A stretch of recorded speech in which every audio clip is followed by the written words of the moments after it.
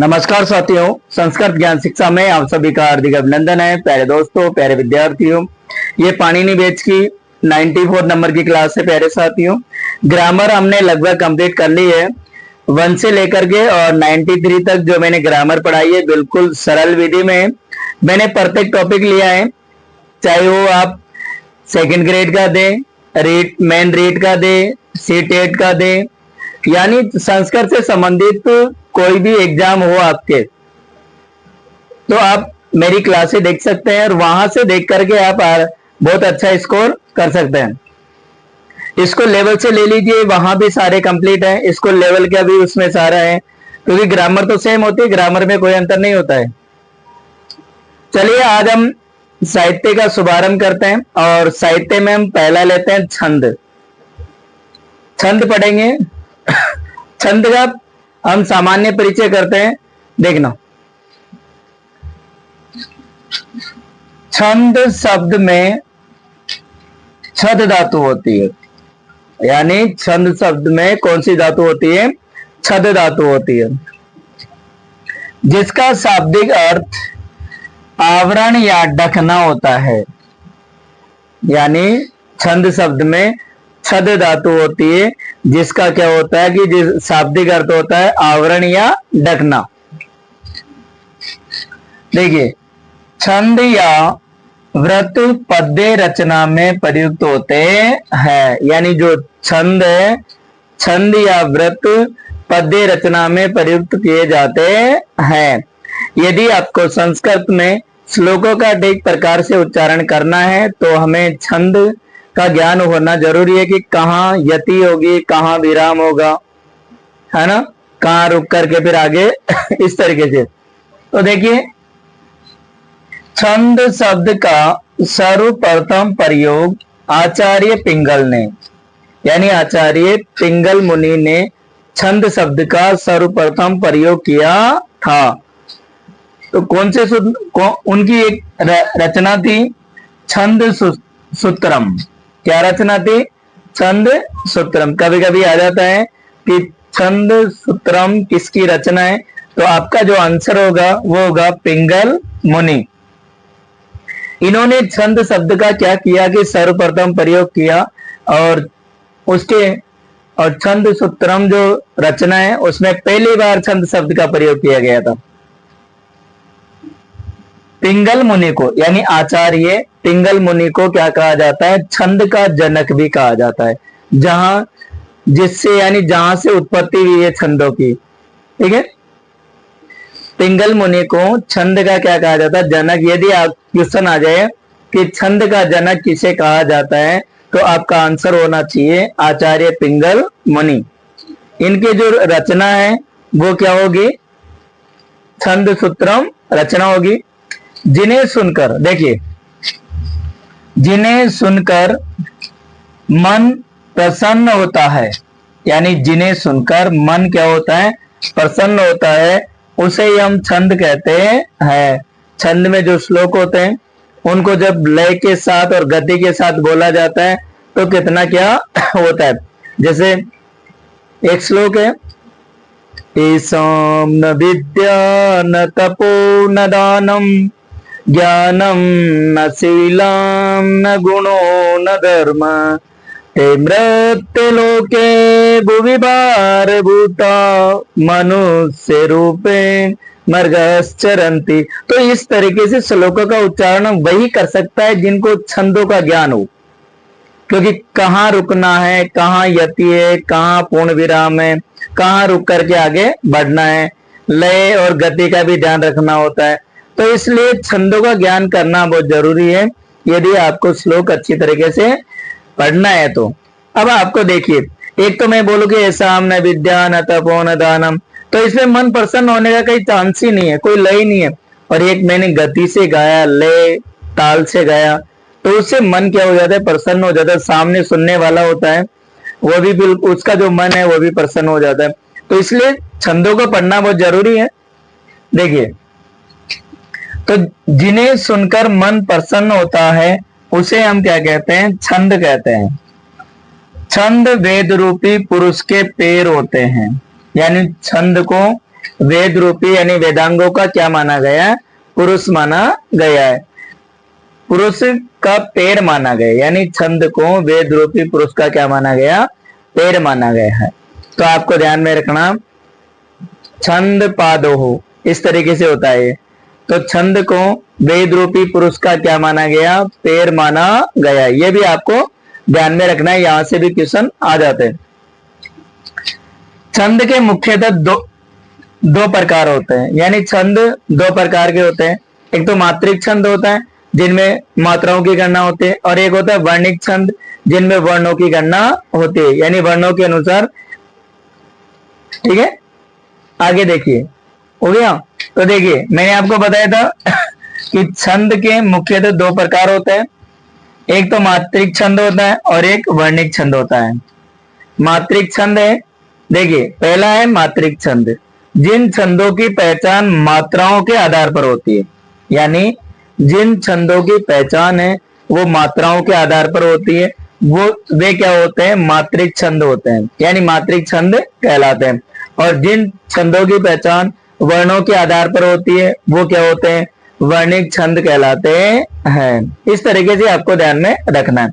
देखिए, जिन छंदों की पहचान मात्राओं के आधार पर होती है वे मात्रिक छंद कहलाते हैं। क्या कहलाते हैं? मात्रिक छंद। सीधी सी बात ध्यान में रखना कि जिन छंदों की पहचान मात्राओं के आधार पर होती है वे मात्रिक छंद होते हैं, और जिन छंदों की पहचान वर्णों के आधार पर होती है वो क्या होते हैं? वर्णिक छंद होते हैं। आगे देखिए, मात्रिक छंद आर्य छंद है, यानी जो पाठ्यक्रम आपका सिलेबस है उसमें जो मात्रिक छंद है वो एक ही है, आर्य छंद। कौन सा है? आर्य छंद। लघु मात्रा, देखिए छंदों की जब मात्राओं का गण किया जाता है तो मात्राएं दो होती हैं, लघु और दीर्घ, यानी ऋस्व और दीर्घ हो जाएगी।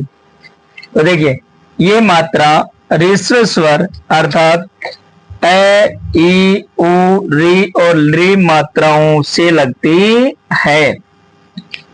छंद में लघु मात्रा को इस तरीके से दर्शाया, यानी इस चिन्ह से दिखाया जाता है, यानी लक्षित किया जाता है। आपको ध्यान में रखना, लघु मात्रा के लिए जो होता है ए, ई, उ, री और ली, इनमें लघु मात्राओं का प्रयोग होगा। और वो जो चिन्ह मैंने आपको बताया है ये इस तरीके से लगता है ना, एक डंडी इस तरीके से लगता है ना, तो ये लघु हो गया। और जो दीर्घ होता है, दीर्घ इस तरीके से होता है जो हम आगे पढ़ेंगे एस के रूप में। ठीक है, चलिए अब आप इसका जल्दी से एक बार स्क्रीनशॉट ले लीजिए कि आगे और हम कंप्लीट करते हैं। आप देखना प्यारे साथियों, यह लिखा हुआ है गुरु मात्रा, गुरु मात्रा अर्थात दीर्घ मात्रा। देखना ये मात्रा दीर्घ स्वरों अर्थात आ, आई, औ, री, ए, ओ, आई, औ और अनुस्वार युक्त वर्णों, विसर्ग युक्त वर्णों तथा संयुक्ताक्षर के पूर्व वर्णों में लगती है। आपको ध्यान में रखना प्यारे साथियों, गुरु है, गुरु दे रखा है, गुरु मात्रा तो क्या होगा? आ, आई, औ, री, ए, ओ, आई, औ, या अनुस्वार युक्त वर्ण हो, विसर्ग युक्त वर्ण हो, संयुक्त अक्षर हो, संयुक्त अक्षर है ना, संयुक्त अक्षर हो, तो वहां क्या हो जाएगा? आपको ध्यान में रखना है, वहां पूर्व वर्णों यानी पहले वाले वर्ण में लगती है। दीर्घ मात्रा पहले वाले वर्ण में स्टार्ट होती है, यानी वहां लगती है। तथा छंद में गुरु मात्राओं को इस चिन्ह से लक्षित किया जाता है अर्थात प्रकट किया जाता है। आपको ध्यान में रखना कि जब ये एस इस तरीके से ये वाला चिन्ह लगाया जाता है, दीर्घ देखिए लघु के लिए तो क्या होता है कि ये इस तरीके से है ना, और दीर्घ के लिए ये वाली मात्रा। ठीक है, ये दोनों चिन्ह आपको याद रखना।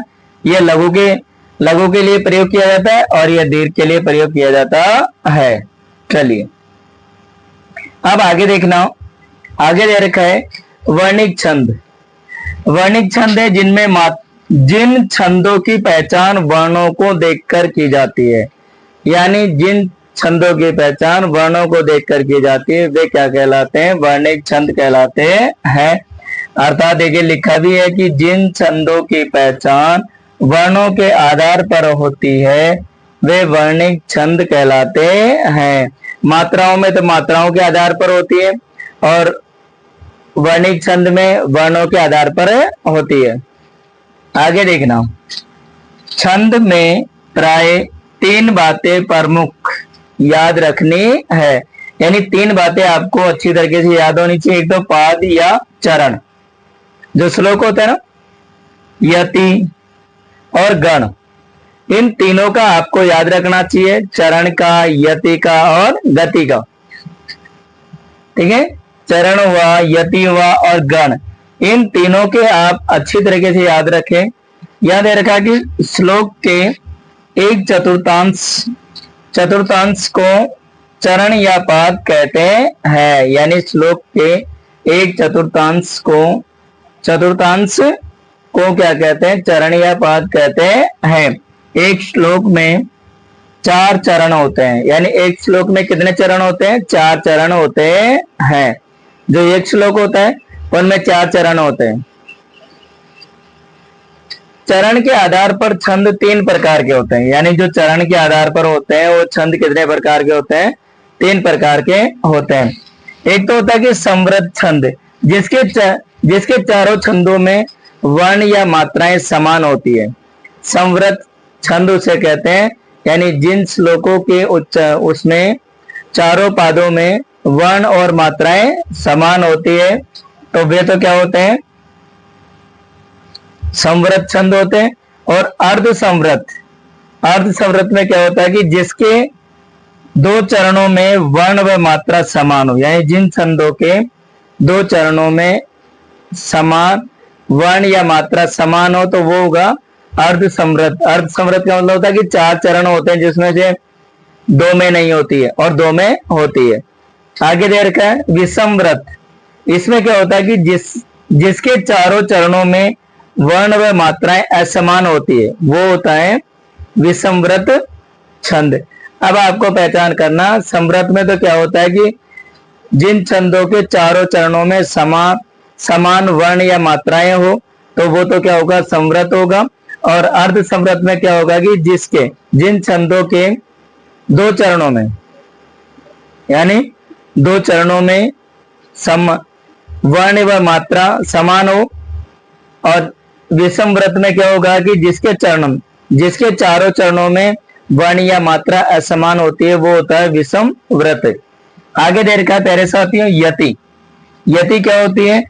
श्लोक व उच्चारण में समय अर्थात श्वास के लिए विराम किया जाता है, उसे हम यति कहते हैं। जब श्लोक में बोला जाता है और जब थोड़ा समय लिया जाता है या श्वास लिया जाता है थोड़ा, तो वहीं उसे हम क्या कहते हैं? यति कहते हैं। अब प्यारे साथियों सामान्य परिचय से संबंधित एक स्लाइड और है, वो सारा आज हम कंप्लीट करेंगे, फिर एक एक करके छंद भी हम स्टार्ट करेंगे। तो जल्दी से एक बार स्क्रीनशॉट फिर ले लीजिए आप। देखना प्यारे साथियों, गण है, त्रिवर्णात्मक गण है, यानी 3 वर्णों के समूह को हम क्या कहते हैं? गण कहते हैं। यानी 3 वर्णों का समूह होता है उसे हम क्या कहते हैं? गण कहते हैं। गण की यदि बात करें हम तो गणों की संख्या 8 होती है प्यारे साथियों। कितनी होती है? 8। आपको ध्यान में रखना, अष्ट है। गणः कति संति, तो गणः अष्ट है संति, ये आपको याद रखना है। तो देखिए, यानी वर्णों के समूह को क्या कहते हैं? गण कहते हैं। यदि संस्कृत में आया तो लिख देना त्रिवर्णात्मको गण है, यानी 3 वर्णों के समूह को ही हम गण कहते हैं। और गणों की संख्या कितनी होती है? 8 होती है। अब देखिए, मैं यहाँ जो ये सूत्र दे रखा है इसके माध्यम से मैं आपको वर्ण और मात्राओं का ज्ञान करके बताऊंगा, ध्यान देना। पहले हमने लिखा, देखिए पहले 3 लेंगे। ये माता, मैंने लिखा ये माता, और ता।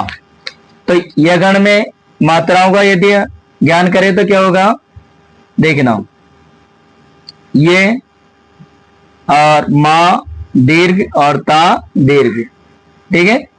आगे मातारा, मा ता और रा।